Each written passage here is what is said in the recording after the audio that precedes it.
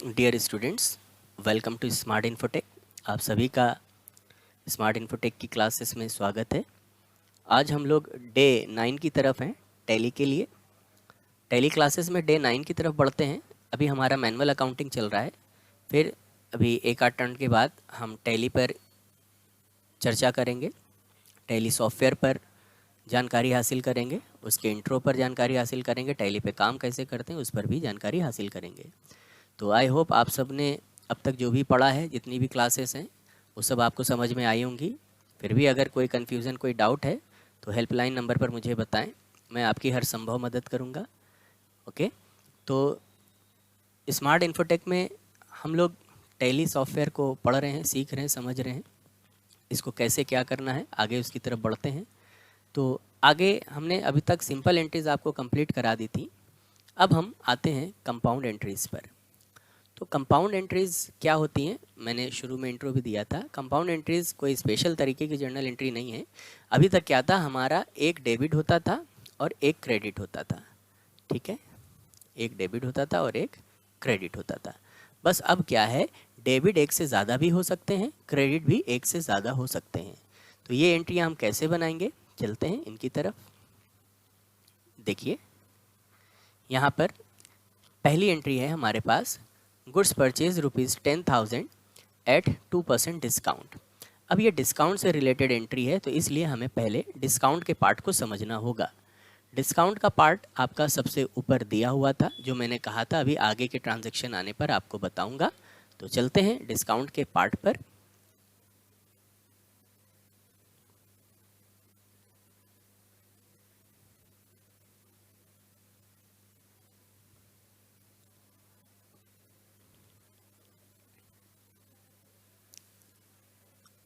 ये देखिए, डिस्काउंट मैंने आपको पहले भी बताया, ठीक है, कि डिस्काउंट हमारे पास दो तरीके की होंगी।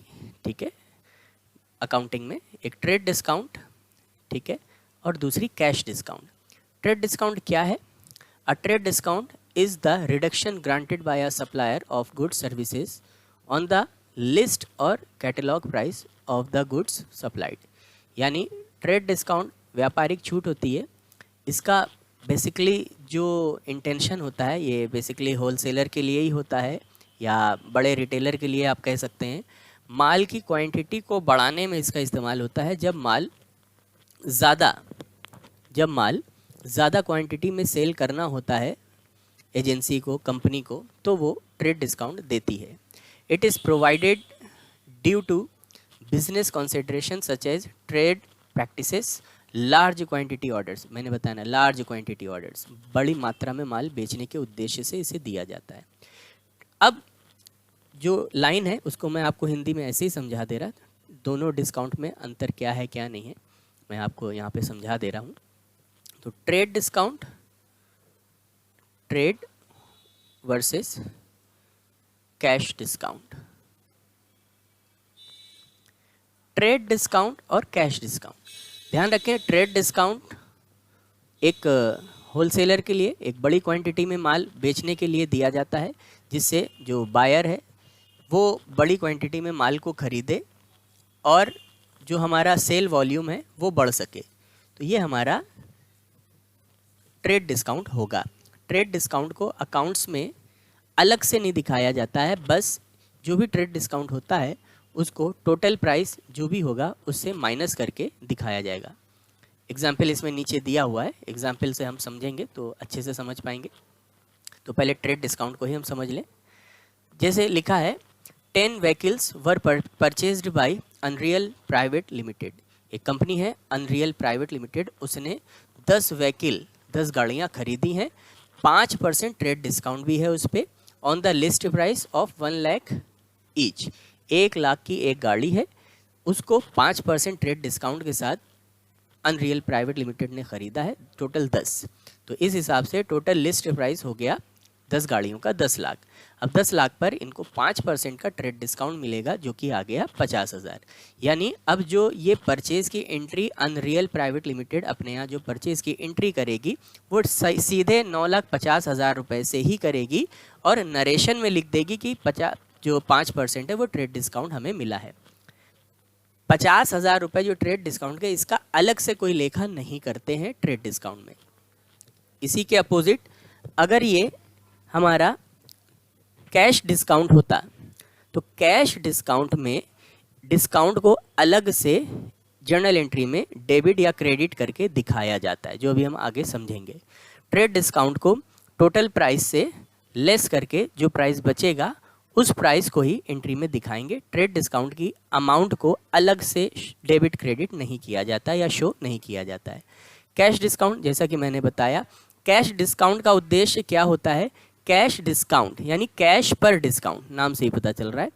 आपने अपने देनदारों को जो माल बेचा था, अब आपका जो भी पैसा आपके देनदारों पर है, आपके डेटर्स पर है, अब जो भी पैसा आपका बकाया है उस पैसे को आप जल्द से जल्द पाना चाहते हैं। तो जल्द से जल्द पाने के लिए आपको क्या करना होगा कि कुछ कैश डिस्काउंट देना पड़ेगा कि भाई मिस्टर एक्स हैं, मिस्टर एक्स पर हमारा 10,000 रुपये बाकी है, उन्होंने कहा था 10 दिन में पेमेंट करेंगे।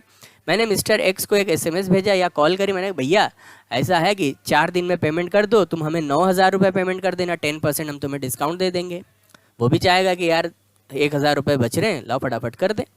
तो कैश डिस्काउंट का उद्देश्य क्या है? जो फंसा हुआ पैसा है डेटर्स पे, उस कैश को जल्द से जल्द रिसीव कर लेना, वो कैश डिस्काउंट कहलाएगा। और कैश डिस्काउंट का अलग से खाता बनेगा। ट्रेड डिस्काउंट का अलग से खाता नहीं बनता है, अलग से इसे डेबिट क्रेडिट नहीं करके दिखाते हैं, खाली बस अमाउंट लेस करके दिखाते हैं। जबकि कैश डिस्काउंट को अलग से खाता बनाकर दिखाया जाता है, अलग से इसका खाता बनता है और अलग से इसे डेबिट क्रेडिट करके दिखाया जाता है। दोनों का उद्देश्य अलग अलग है। ट्रेड डिस्काउंट का उद्देश्य माल को ज़्यादा क्वांटिटी में या ज़्यादा ऑर्डर्स आ जाएं, इसलिए बेचने में ट्रेड डिस्काउंट दिया जाता है। कैश डिस्काउंट जो बकाया अमाउंट है हमारे देनदारों पर, जो जिनको हमने दे रखा था उधार, उनसे जल्द से जल्द पैसा वसूल हो जाए, उसके लिए हम कैश डिस्काउंट का इस्तेमाल करते हैं।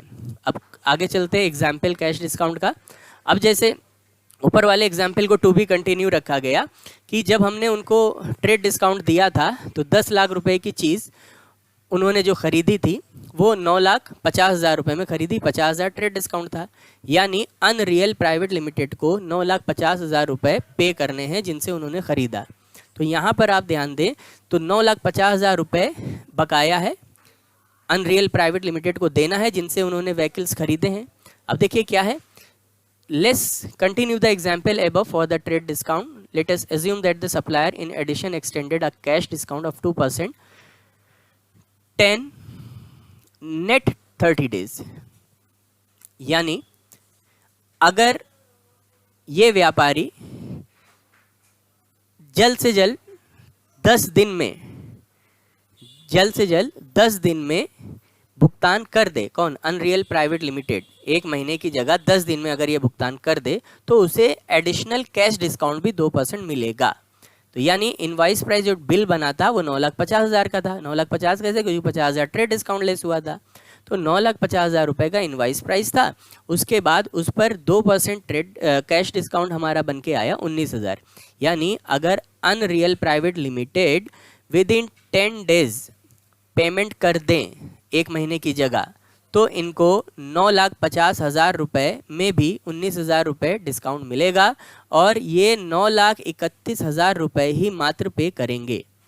तो ये बायर के लिए तो फ़ायदा है लेकिन सेलर के लिए ये लॉस है।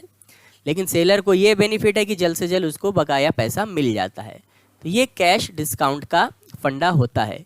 अब इनको समझते हुए हम अपनी एंट्रीज़ की तरफ आगे बढ़ेंगे और कंपाउंड एंट्रीज़ की तरफ हम लोग जैसा कि बढ़ रहे थे कंपाउंड एंट्रीज़ की तरफ यहाँ पर आ जाएंगे।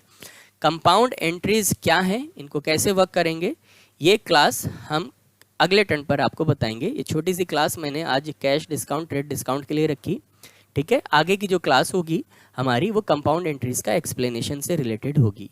अभी के लिए इतना ही रखेंगे। Thank you so much.